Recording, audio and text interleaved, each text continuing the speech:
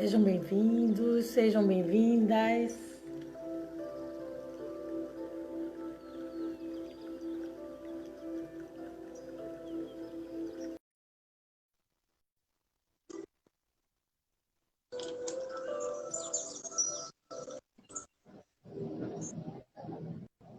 Olá, meu amigo. Tudo bem, querida? Como está? Tudo direitinho? Tudo bem, graças a Deus. E você, esse filhote? Tá aqui. Disse que vai participar da live hoje, viu? Que massa! Deixa eu ver ele direito. Só Aqui, ó. tô vendo o nariz para baixo. Oi, moço, tudo bem? Dá um tchau. Ô, Como é o nome do rapaz? Hugo. Hugo, que massa. Quantos anos o Hugo tem? Quantos anos tem, pai? Mostra aí. Aqui, ó. 3. Eu vi uma live sua aí que ele apareceu esses É, dias aí. ele sempre gosta de aparecer um pouquinho. Não fica o tempo todo, não, Então, mas vive, né? então puxou o pai. É. Nem tanto, viu? Era muito tímido. Ele é até um pouco tímido também, mas nas lives ele vem, aparece um pouquinho, aí sai. Mas hoje ele disse que quer fazer comigo. Vamos ver se. Vai virar blogueiro, viu? Ah, ele é dos A mais despachados. possibilidade é grande. Não é dos mais despachados, não, mas é muito mais do que eu era na idade dele, né? Você me disse isso uma vez, logo que a gente se conheceu, ainda lá na escola. Você me disse uma vez que era tímido na infância, né? E que depois desenvolveu essa autonomia. Exatamente, eu era muito, muito tímido mesmo. E por isso até que eu me identificava muito quando eu dava aula em escola com esses alunos que pareciam com meu perfil. Eu tinha alunos assim muito tímidos, reservados, e eu ficava olhando, me lembrando da época que eu era aquele cara ali que não queria nem aparecer muito. Eu tinha medo de falar presente na sala de aula, eu tinha medo de aparecer mesmo de qualquer forma, sabe? Como minha letra é Y, minha primeira letra, e a chamada era por ordem alfabética na escola que eu fiquei boa parte da minha vida escolar, que foi a Teresa de Lisieux, a antiga Teresa de Lisieux, era por ordem alfabética. A maioria das escolas era assim, eu não sei como é hoje em dia, ainda acho que, pelo menos no integral lá que a gente foi colega, eu pelo menos Ainda fazia é assim, assim, porque a lista vem assim, a gente ainda vai é. chamando na ordem. E aí era uma sorte minha, porque o Y é uma das últimas letras, só fica na frente do Z, e, e aí, quando eu levantava a mão, já ninguém estava prestando atenção, porque a pessoa fala presente e vira para o lado para conversar, né? Então ninguém mais estava prestando atenção. Isso era um grande alívio para mim por conta da timidez. Mas, de fato, o primeiro dia de aula era um drama para mim. Quando eu mudava de escola era pior ainda, sabe? Eu era muito reservado. Mas espero que Então, eu ele... acho que isso acende uma luz para os educadores, aliás, para a sociedade de uma maneira geral, para a gente não rotular pessoas. Eu também era uma pessoa que tinha medo de falar também. Eu quase não falava. Eu acho que parece que quando a gente vira a chave, fala demais, né? Hoje eu falo demais. Mas eu também tive essa história. Né? Eu tive uma infância cheia de traumas, de receios, de medos. Então, eu não era uma pessoa de falar. Eu tinha dislalia até 8 anos de idade, ou seja, até 8 anos de idade eu trocava letras. Eu não pronunciava as palavras inteiras. Então, quando eu falava, as pessoas riam, as pessoas achavam feio, ou diziam que eu era boba. Então, isso fazia com que eu evitasse de falar. Uhum. Então, por muito tempo, eu era uma pessoa que tinha dificuldade de comunicação. Agora, quem vê hoje eu e você vai dizer que um dia na vida éramos pessoas que não falavam, que tinham dificuldade de expressão. Isso.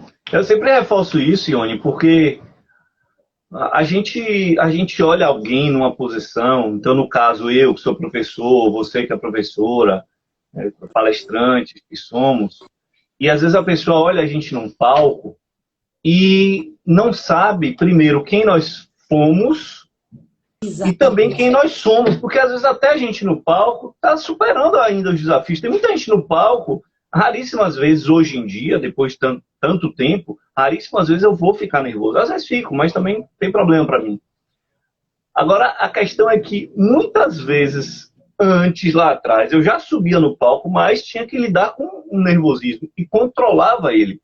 E às vezes alguém está sentado aqui, observando um orador, um palestrante, um professor, sei lá, um político, e fazendo um pré-julgamento de, poxa, como fala com tranquilidade, só eu que tenho medo, essa pessoa não tem, sou eu que sofro disso, eu nunca teria coragem de...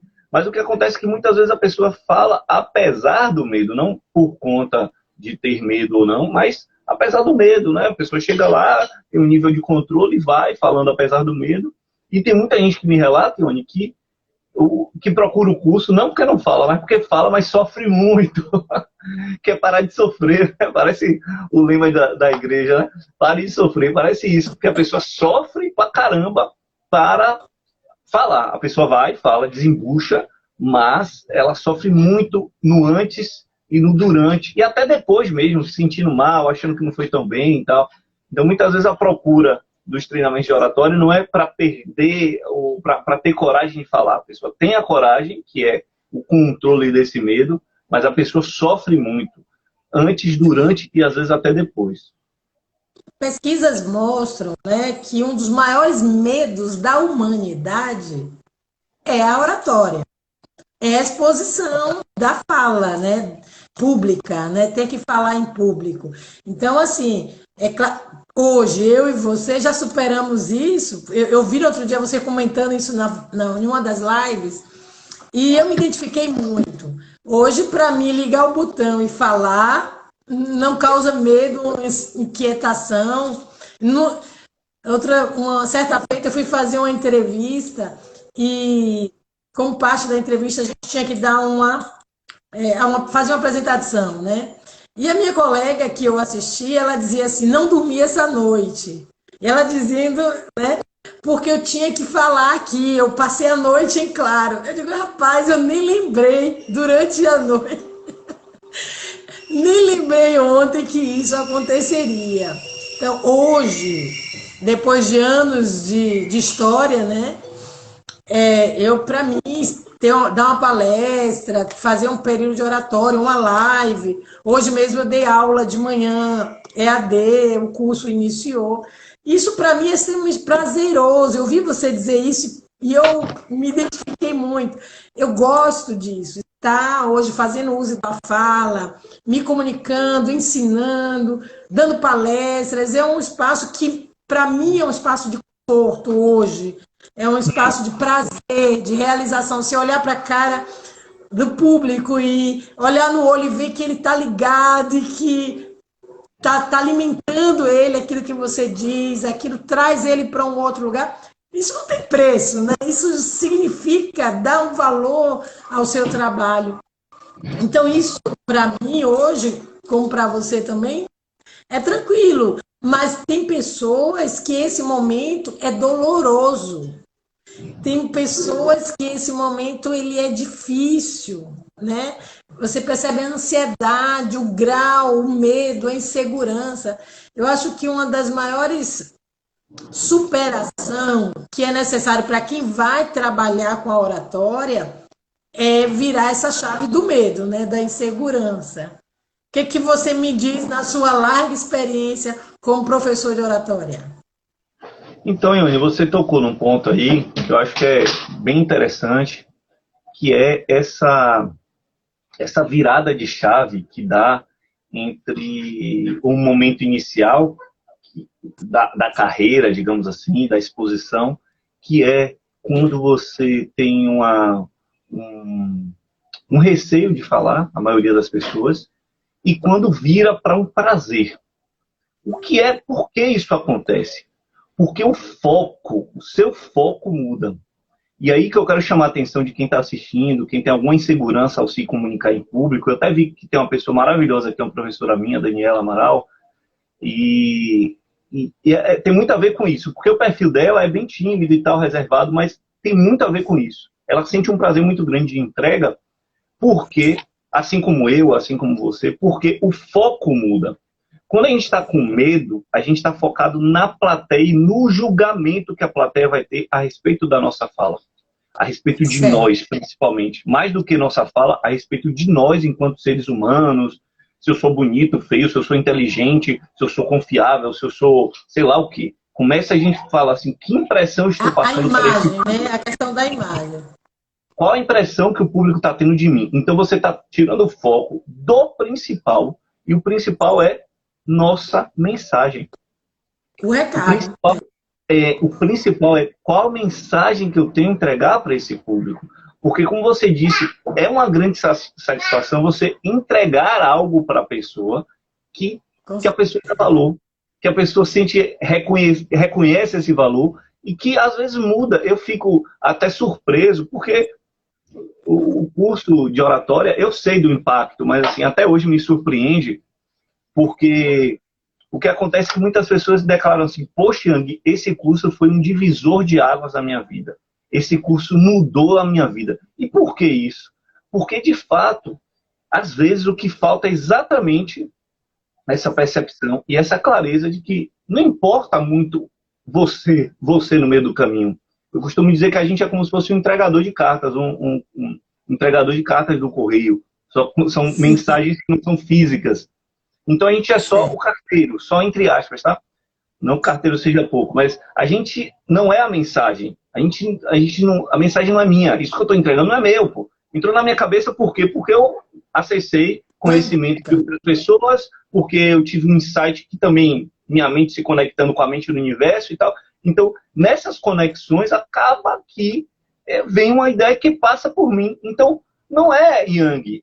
Então, se a pessoa está me assistindo e não está gostando, não é que não está gostando de mim, não está gostando da minha mensagem. Então, isso baixa um pouco esse medo, essa tensão, esse nervosismo. E outra Se coisa... não gostar de mim também, dane-se, né? Exatamente. Perfeito. Mas nesse momento inicial, não é com você, é com sua mensagem.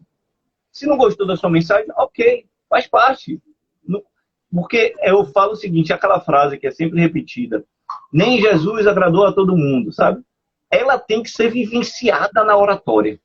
Porque na oratória, a gente está aqui e a gente está querendo que as pessoas amem o que a gente fala. A gente está querendo que as pessoas admirem o que a gente fala. A gente não tem essa visão de que nem todo mundo vai gostar.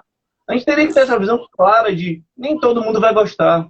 E é normal, faz parte. Nem Jesus agradou todo mundo. Sabe essa percepção? Não tem problema se não agradasse as pessoas. Porque a gente fica muito nesse egocentrismo de achar que é o centro das atenções e que se a pessoa olhou o relógio não está gostando, se a pessoa bocejou não está gostando, se a pessoa levantou para ir ao banheiro não está gostando. Claro que se muitas pessoas fazem isso, é um sinal que talvez você não esteja agradando, mas um ou outro fazer, deixa de lado, deixa querer interpretar a plateia, entrega o melhor de você. E outra, você só vai ser julgado pelo que você tem. Então, eu vou entregar o que eu tenho. Se a pessoa gostar, ok. Se não gostar, ok também, porque eu só tenho isso a entregar. Na minha experiência como palestrante, que é diferente da sala de aula, né? O público na sala de aula tem uma sinergia diferente do palco, de quando você está ali para dar uma palestra, para fazer uma oratória. Até porque, via de regra, a sala de aula ela é mais do que um monólogo. Você tem um espaço do diálogo, da discussão, do feedback. E na palestra, necessariamente não. Né? Na grande maioria das vezes é uma fala sua e o público recebe ou não, mas é mais um monólogo. Mas assim, eu entendo que você, quando entra no processo, quando a gente começa, 5 minutos depois, você sente um retorno sinestésico mesmo. Você sente a energia do público, você percebe o olhar, você percebe a respiração, e aí você consegue entender se você se conectou ou não. Né? Quando a coisa vai e a conexão rolou, e aí daí para frente, as coisas parecem que nada mais atrapalha, ou nada mais faz diferença. Você entra no seu tema, na sua proposta, as pessoas invadem junto com você, o rapport acontece e pronto. Quando eu dou aula, né, quando eu preparo pessoas para ir para retórica, para palestras, eu costumo dizer: 5 minutos, ou você ganha ou você perde seu público. Nos primeiros 5 minutos, você ou consegue a atenção deles, porque você consegue a conexão. Se você perdeu nesses primeiros 5 minutos, dificilmente a gente consegue retomar com a mesma velocidade, porque o pessoal já desligou, né? O cérebro já deu uma informação de que não vai valer a pena. Então, essa entrada, essa chegada, você tem que chegar com esse empoderamento, com essa sinergia que traga o seu público até você. Mas isso como técnica, né? Mas como orador, depois que passa, que você sentiu essa sinergia, não sei se com você é assim, eu queria ouvir de você. Comigo é assim. Você sentiu a sinergia, pronto, acabou, nada mais, né, te incomoda. Eu não tenho facilidade de desligar. Então, eu sou focado. Então, pode ter barulho, pode ter criança chorando, pode desabar o mundo. Eu não vou perder o foco, eu vou continuar ali. Então, eu não me desligo com facilidade. Com você, como é que isso funciona? De fato, eu procuro já estabelecer na estrutura da mensagem, na estrutura da entrega da mensagem, esse início que na oratória a gente chama de exórdio, um início já atrativo, para já gerar a conexão da plateia com o meu tema. Então é uma estrutura que pensa isso já no planejamento de fala. Porque, de fato, quando a gente já está lá e não funciona, é um grande problema. Então, o melhor é que você... Angela falou que não percebe assim, que 5 minutos é muito pouco para perder ou ganhar a palestra. Verdade, Angela, a gente pode reverter, mas esse início é essencial para você gerar a primeira conexão e fluir numa crescente, porque senão você vai ficar lutando para gerar essa conexão inicial, o que é mais difícil depois. Então não é que está tudo perdido, mas é um momento crucial de fato. Como eu até dou exemplo, Ione, como é para filmes, como é para novela. Então a gente vai ver filme e novela sempre se preocupando com esse primeiro momento de entrega. Então o primeiro momento de entrega é essencial para esse... Agora, outro filho aqui que apareceu, veio aqui pro meu colo. Todo mundo aparecido aí, né? E só tem o pessoal sem medo de falar em público, sem medo de aparecer em público. Só tem esse Todo mundo de boa, tranquilo. Então, a ideia é que quando a gente está no início de uma entrega de mensagem, no início de uma entrega de uma mensagem, a gente precisa, de fato, buscar essa conexão inicial, buscar esse vínculo com a plateia, trazer a plateia para o nosso tema, e isso repete-se em filmes, em novelas, em séries, em livros. A gente vai ver que o início é o momento de atrair, de mostrar que vai valer a pena. Papai, Diga. vai dar tutelar. Papai tá acabando aqui, viu? Quando acabar eu falo comigo. Tira ele de lá. Coisas de home office aí, viu? Ok. É porque aqui, tá todo mundo em casa, a gente tá de boa. Quem sabe faz ao vivo. Quem sabe faz ao vivo. Então a ideia é essa, que de fato o início de uma fala realmente é um momento crucial, digamos, crucial. Angie, tem sempre surpresas engraçadas, né?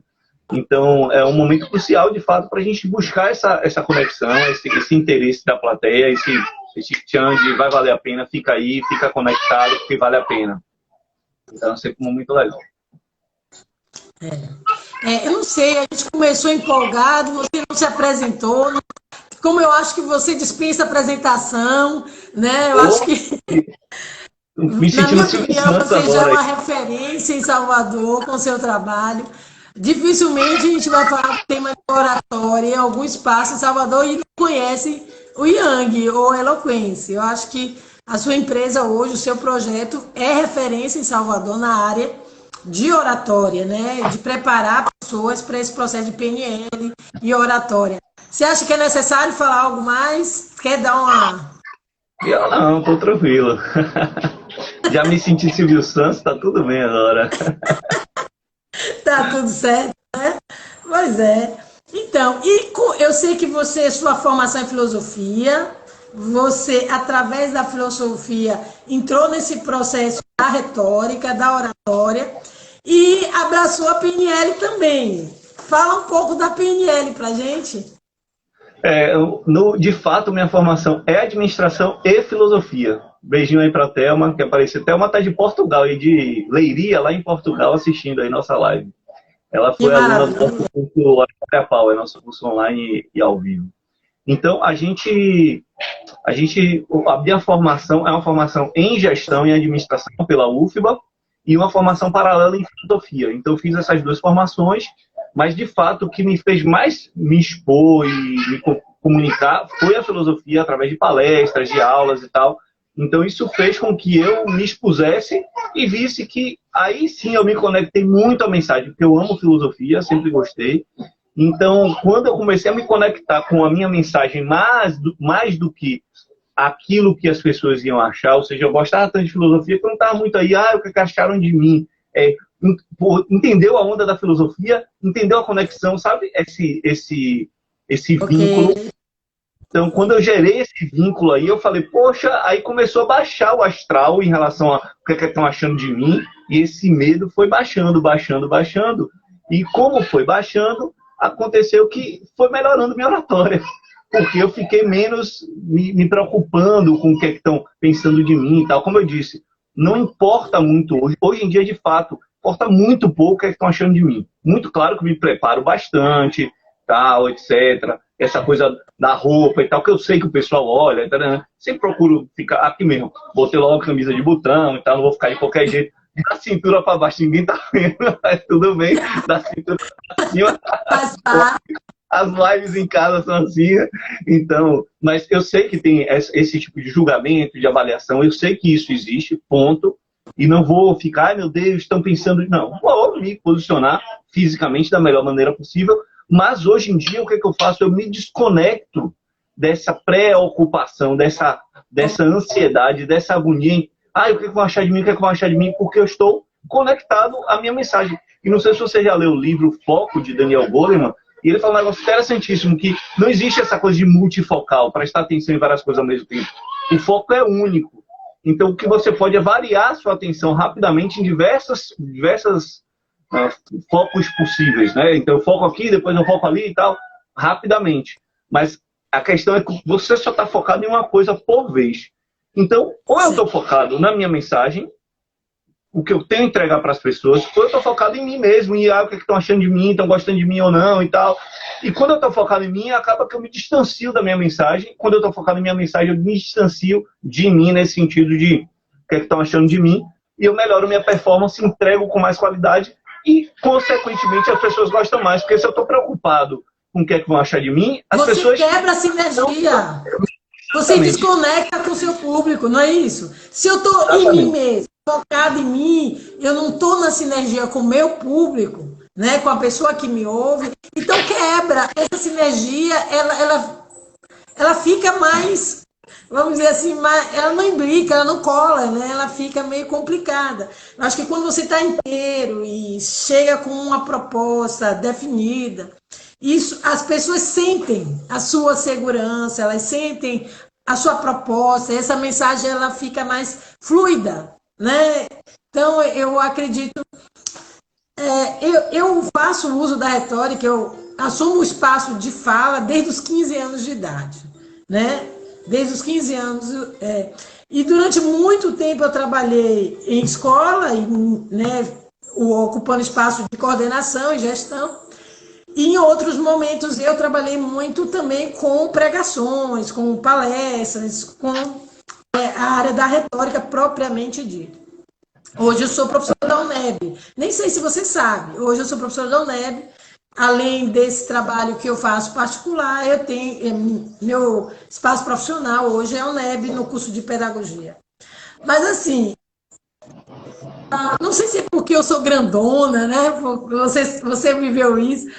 Não sei se é por causa da minha presença física, mas em sala de aula eu cheguei e disse oi, a galera tá comigo na hora. É uma coisa que você me acompanhou durante um tempo em escola, sabe disso. Então, não sei se já é o sangue de professor, se é a questão que é bem inata, mas eu posso dar hoje, a minha experiência diz assim, é uma turma nova, eu não conheço ninguém, é uma escola nova que eu vou chegar. Se eu cheguei lá, assumi a frente e disse, estou aqui, eu consigo, sem te explicar como, não estou te dizendo que é uma regra, que eu sei o que rolou, não. Mas é sinestésico. Eu atraio a atenção da galera e eles estão comigo, sabe? E a gente, aí é uma questão de você dar uma sequência, mas eu não tenho aquela dificuldade de gestão de sala de aula, de trazer a sala de aula para mim. E isso sempre foi algo muito forte na minha prática profissional. Eu lembro que eu trabalhei em uma escola onde um dos sócios da empresa chegou para mim e disse assim, Oni, eu já conheci muita pedagoga que falava muita coisa, mas na hora de fazer, a gente não sentia essa segurança. Mas é incrível que você chega, você ocupa espaço e acabou-se. Aqui, Oni, que é o seguinte, eu costumo fazer isso nas lives, eu faço metade da live no meu perfil do Instagram, saio, aí você fica aí, um minutinho, eu vou para o perfil da Eloquence, porque possibilita as pessoas da Eloquence conhecerem também você, seu trabalho e tal, e melhorar o público também aqui, tá? Continua com o público aí. Voltar pelo perfil da Eloquence, aí você vai ver a Eloquence, pediu para entrar na live, aí você dá ok. Você prefere entrar com o perfil da Eloquence que eu entre lá, a gente ganha mais tempo. Como aí é? Eu ganharia...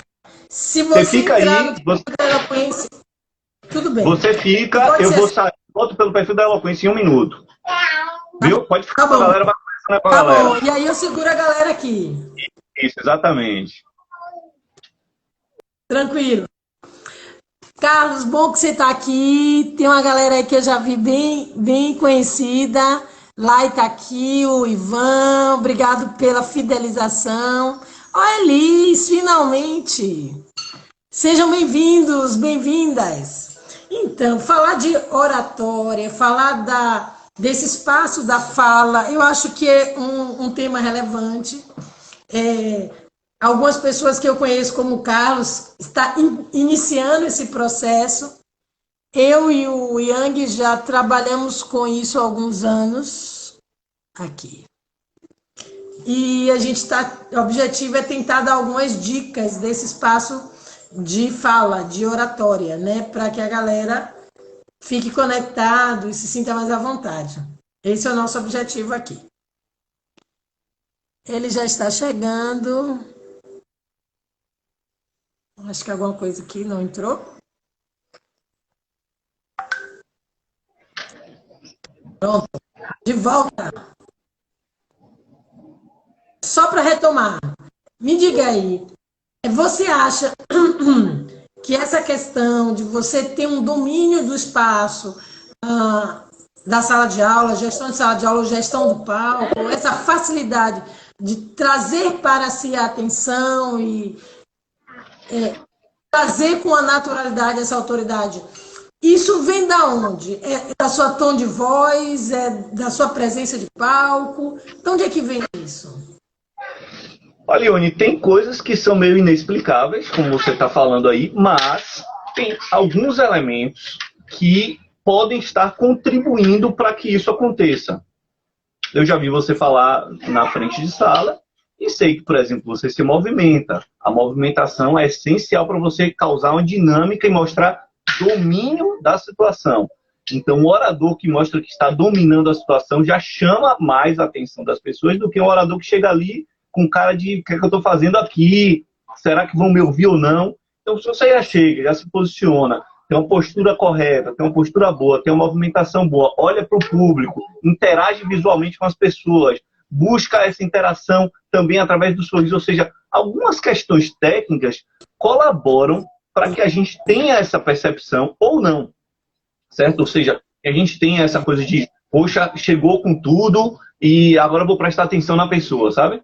Então, tem pessoas que chegam e chamam a atenção e, claro, tem a chamada mística, tem energia própria de cada um e tal, que aí eu não vou discutir porque não é, como diria Aristóteles, não é uma coisa mais empírica. não é transmissível, não é tecnê, não é técnica. Então, nosso papel é entender o que por trás dessa mística toda existe de técnica para que a gente possa entregar às pessoas esse elemento e as pessoas possam aprender e aplicar. Então, meu papel é esse. Eu também acho que depois de um tempo de domínio, de você falar em público e tal, de ter várias experiências comunicando em público, há naturalmente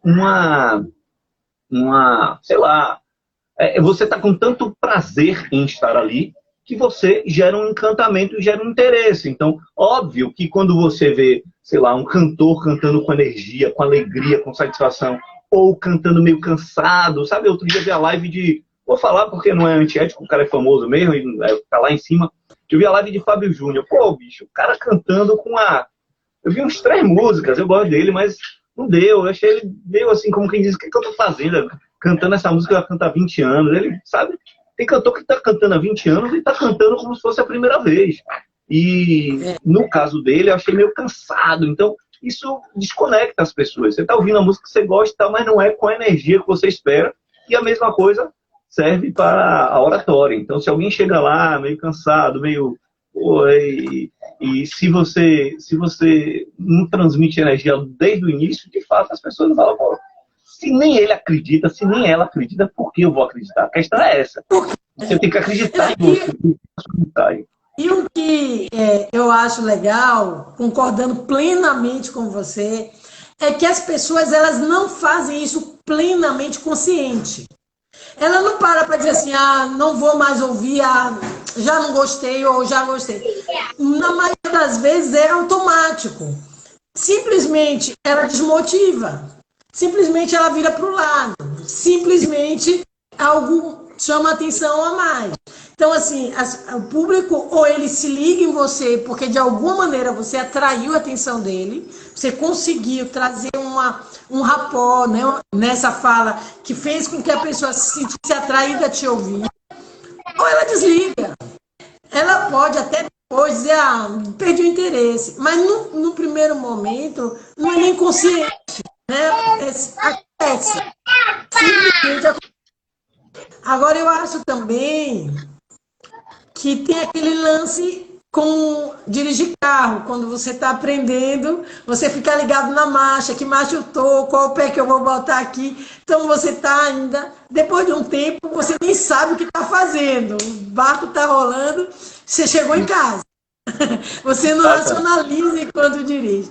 Então, acho que qualquer profissão, no nosso caso, a discussão aqui é a retórica, é a oralidade. Chega um momento da vida que a gente nem pensa mais, a gente já sabe o que é necessário e vai. Você monta o seu discurso, sabe o conteúdo, qual é, a técnica já é osmose, já vai, já foi, né? Mas isso vai demorar um tempo para algumas pessoas desenvolverem. Minhas filhas, elas dizem assim, minha mãe, quando você começa com a voz de professora, a gente já sabe que vem sermão. Eu não percebo que eu mudo a maneira de falar, de olhar, o tom de voz, mas elas, minhas filhas, elas já sinalizam que é diferente o meu tom de voz quando eu ocupo o espaço da professora e o meu tom de voz de mãe, do dia a dia, da informalidade da família, né? Então, elas identificam isso, eu não identifico. Logo, seu filho vai dizer também, meu pai já mudou o tom, é o palestrante agora, falando. E isso acontece, né? E a gente chama isso, Ione, lá no treinamento, a gente chama isso de máscara do orador. Então, se você vai falar em público, pense numa vestimenta. Você tem que colocar uma vestimenta apropriada, não do ponto de vista real, mas metafórico, tá? Então, você precisa estar imbuído de um sentido próprio para se comunicar em público. Você não está batendo um papo com um amigo no barzinho, você não está na mesa do jantar de casa, você está falando em público. Logo, precisa-se dessa vestimenta que a gente chama de máscara do orador, a postura correta, a manifestação correta da gesticulação. Então, claro que a forma que eu estou falando com você aqui, eu estou falando e meu cachorro mordendo minha mão, é brincadeira. A forma que eu estou falando com você A onda dele é morder meu dedo, e às vezes a mordida é mais forte. Claro que a maneira que eu estou falando com você aqui não é a mesma maneira que eu bato um papo contigo quando encontro você na rua, obviamente, mas também não é o oposto. Mantém-se um certo núcleo do ser comunicativo de Yang, e a partir daí eu me adapto à circunstância, aonde eu estou falando e com que propósito, quem são as pessoas que estão ouvindo. Então faz muita diferença quando a gente realmente se conecta de maneira direta, sincera, olho no olho com a pessoa e quer entregar o melhor e sabe que está num contexto de falar com mais pessoas, com pessoas desconhecidas e tal. Então, quando a gente veste essa máscara do orador, a entrega é com mais responsabilidade e gera maior impacto. Eu acho que é natural, acontece de forma natural. É diferente, eu acho que de algumas outras pessoas que ainda estão iniciando o processo e vestem de uma maneira errada e fica plástico, fica artificial, né? Porque ele se imbui em uma projeção de alguém que não é ele, que é o outro. Porque ele imita o modelo, a forma de falar, a linguagem de alguém que ele se espelha como exemplo, como referência. E aí você olha assim, às vezes você sente que tem alguma coisa errada, meio falso aquela aparência. Então isso não é legal quando aquele orador está ali vestindo uma máscara que não é dele.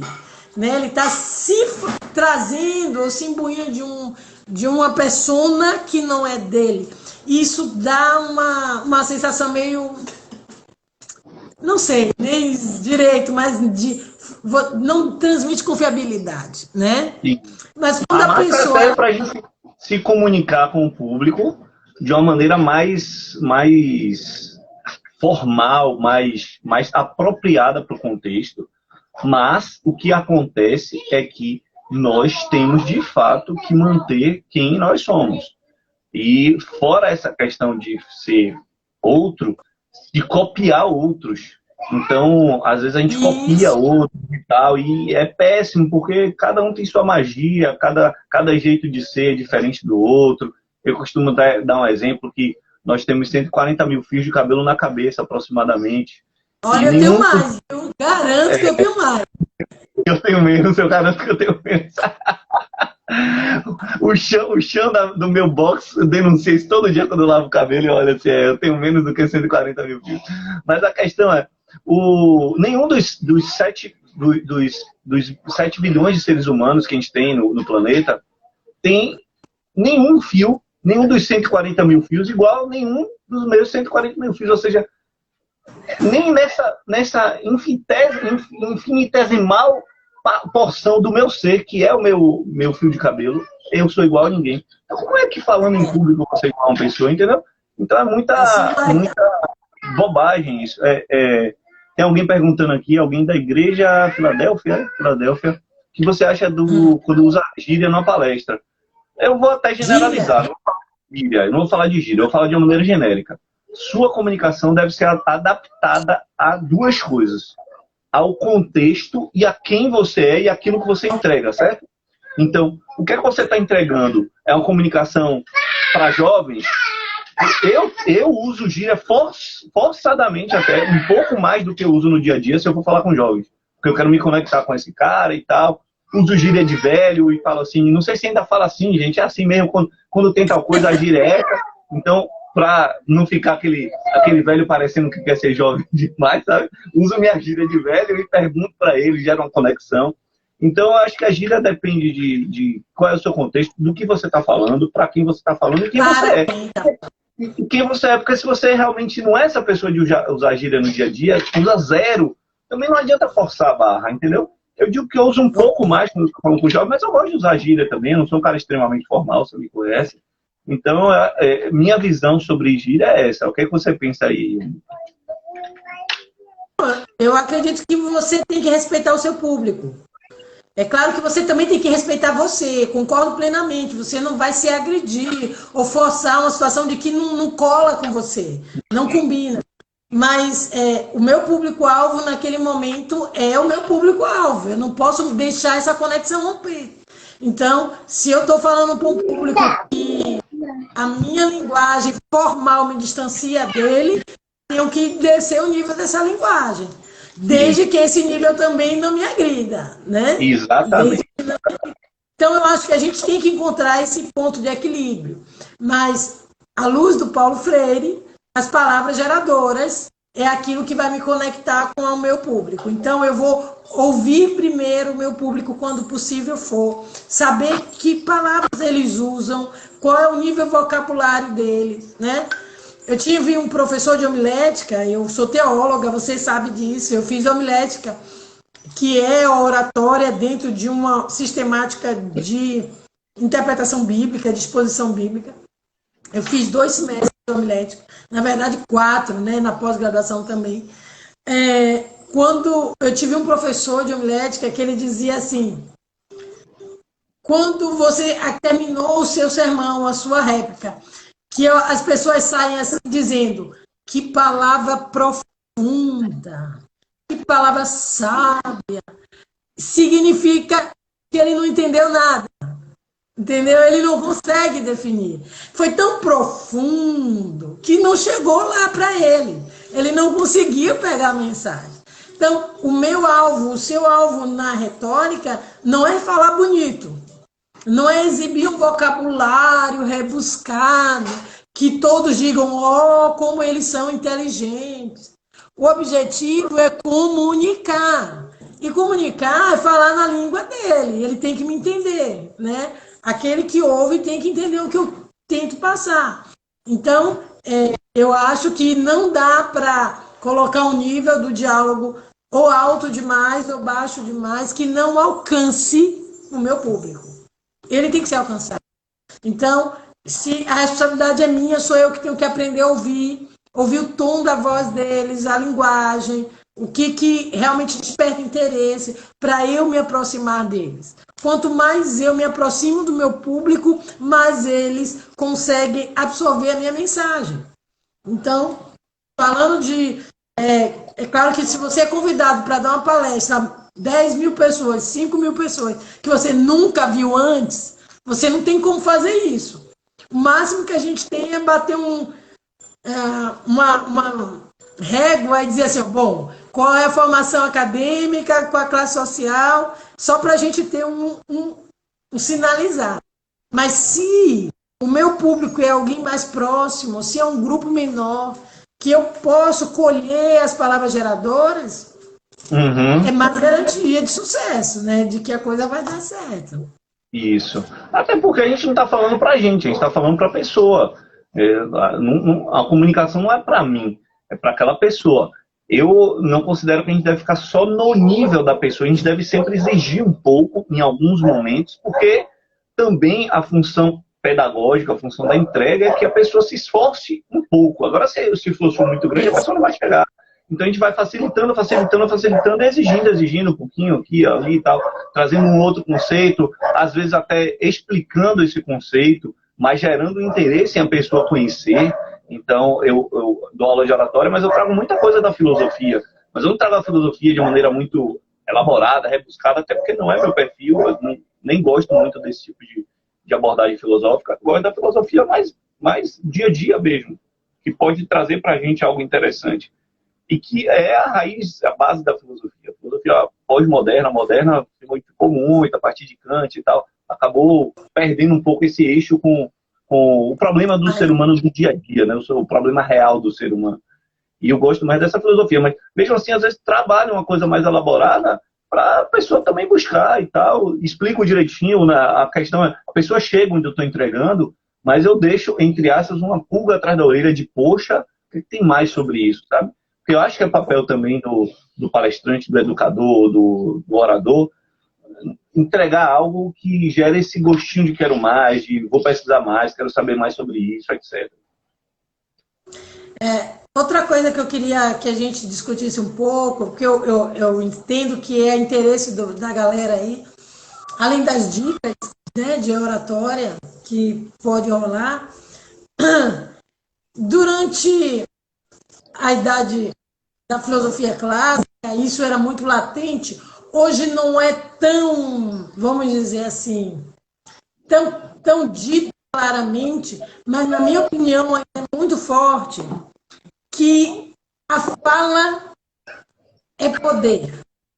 Quem tem a fala, quem tem a expressão da oratória com clareza, com propriedade, ou seja, quem fala bem, assume um lugar de poder, né? Um espaço de escuta, de respeito, de credibilidade. Isso em todas as áreas da vida. Como que você acha isso? A filosofia clássica trazia isso, era o poder da retórica eram os semideuses, né? Quem tinha uma boa retórica era quem tinha a dádiva dos deuses, né, da retórica. Mas isso, com o tempo, foi popularizando e se perdeu essa abertura, essa fala. Mas eu ainda acho que em um espaço público, a pessoa que tem o dom da palavra, que ela domina a palavra, ela vai sempre ter uma atenção diferenciada, um espaço diferenciado, um olhar diferenciado diante daquele espaço. O que você acha? Você que é o cara da fala. Eu concordo plenamente e acho que nunca antes foi tão real essa frase sua. Sabe por quê? Porque a internet fez isso. E outro dia alguém estava falando comigo, fulaninha, sei lá, blogueira, não sei das quantas, youtuber, comprou um casarão e não sei o quê, uma mansão enorme, tão nova, com X idade só. Eu falei, peraí, mérito dela, as pessoas assistem ela, ou seja, é o poder da fala. Então, hoje em dia, as pessoas, por terem esse poder de fala e com o poder da internet, conseguem muito mais rapidamente crescer em visibilidade. Você vê assim, para falar uma referência, eu acho que no YouTube, que é o Felipe Neto. Cara, você vê o Felipe Neto, a oratória dele é juvenil, é para jovens. Hoje ele é um pouco a faixa etária dele para pegar jovens, mais jovens ainda, que ele viu que o irmão estava fazendo mais sucesso que ele, que é até maior hoje em dia no YouTube do que ele, que é o Lucas Neto. Eu não vou falar do mérito se eu gosto ou não do conteúdo, porque... Mas eu estou falando da oratória. É indiscutível. Hã? É indiscutível, não precisa nem se discutir isso. Que o que ele fala, presta ou não, é indiscutível, não tem defesa.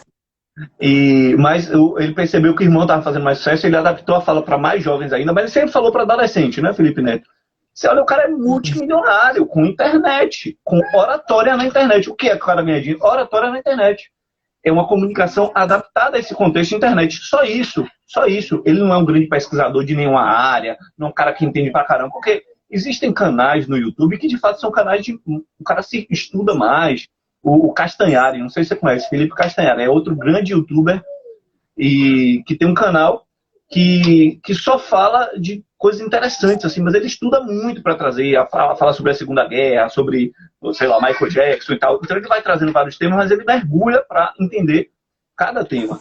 Só que a maioria dos youtubers não é isso. É oratória na veia, é saber se comunicar da maneira apropriada com esse público mais moderninho que assiste YouTube e trazer um conteúdo, não precisa ser tão profundo, às vezes o mais raso possível, ser um dos primeiros a falar de maneira polêmica. Então tem vários conceitos ali e que dá sucesso, que é o poder da fala. O que é isso? Os gregos tinham, reconheciam, a gente reconhece muito mais, porque a gente paga muito mais e para esses caras do que qualquer paga, entre aspas, né? Porque o grego muitas vezes nem ganhava pela sua fala, mas ganha muito mais visibilidade um jovenzinho desse, que talvez nem tenha tanto conteúdo, mas que tem uma oratória muito apropriada para esse meio, do que qualquer pessoa já teve em qualquer outro momento histórico da humanidade. Mas aí, não sei, vamos chegar lá. O que muda é o seguinte, hoje essa galera, ela pode enriquecer, é uma questão capitalista, atrai um público X, raso e tal. E isso leva ele a uma situação financeira privilegiada. Se a gente for falar da filosofia clássica, eles não recebiam dinheiro, mas eles eram vistos de maneira divinizada, né? Eram pessoas que tinham respeito da sua sociedade, que tinham reconhecimento de que o que ele traz no seu bojo tem valor. Hoje a maioria dessas... E aí a gente vai tacar ponto diferente, porque Eu estou falando é disso mesmo. Só que eu não estou falando da elite intelectualizada reconhecer Felipe Neto, não. Vá para um evento em Felipe Neto, você vê, o cara é tratado como um Beatle. A galera... Eu me daria o trabalho. Eu não me daria o trabalho de um evento desse. Hã? Eu não me daria o trabalho de um evento desse. Eles são vistos, eu fiz um evento o lançamento, a primeira vez que me chamou a atenção, o lançamento do primeiro filme de Kéfera, que é um youtuber também, dessa galera jovem. Eu fiquei impressionado, tem uns 6 anos isso. Eu fiquei impressionado, o lançamento no cinema era um negócio assim da galera gritar, chorar, porque ela olhou, deu um tchau, sabe?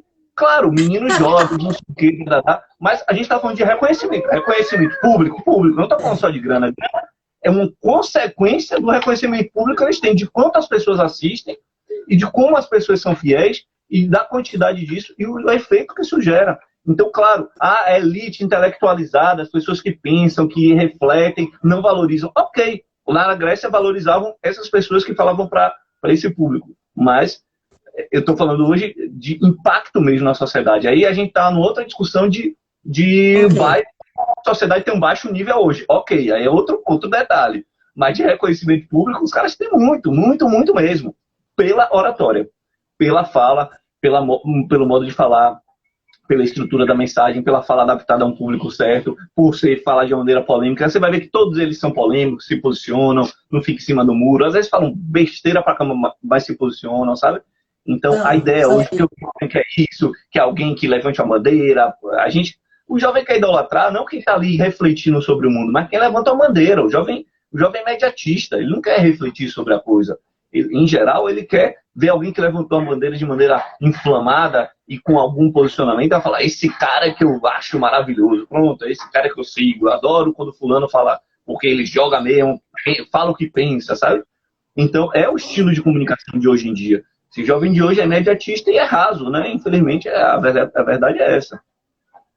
Então, uma linguagem mais rebuscada, uma fala mais elaborada, isso hoje, de uma forma geral, distancia o orador grande público. A gente tem que saber o que a gente quer da vida, certo?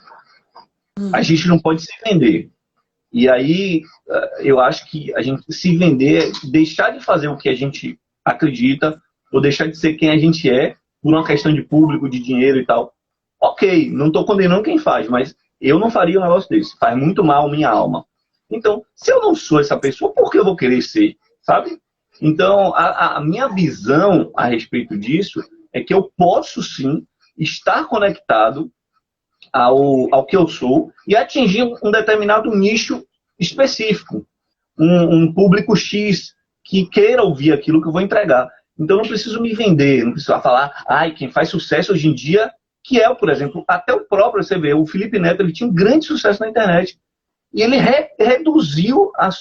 diminuiu o nível dos seus vídeos para ficar com um público ainda mais infantil, porque o irmão fazia mais sucesso que ele. Ou seja, ele já vendeu a sua alma, ele vendeu, revendeu e botou no leilão, não sei quantas vezes, porque ele quer ter público, ele quer se posicionar, ele quer ter público, ele quer ter audiência. Então, quando a pessoa fica focada no público, quando a pessoa está só focada, topa tudo por audiência. Então, acaba não sendo mais interessante. E eu acho que a gente tem que entender o que a gente quer com a nossa comunicação, quem nós somos, onde a gente quer chegar, porque a partir daí é que a gente pode ter uma comunicação de qualidade para um público X, que pode ser de milhões, ou pode ser de centenas, ou pode ser de milhares, ou pode ser de poucos. O que importa não é a quantidade, é o impacto que você gera naquilo que você faz, e isso só é feito, o impacto só é feito se você realmente entrega com qualidade. Tá aí Yuri falando aí das minhas lives, que eu fiz live ano passado, dezembro e janeiro, fiz 20 lives em dezembro, 20 em janeiro. A Yuri, que era um espectador fiel, tá aí falando que tá sentindo falta das lives.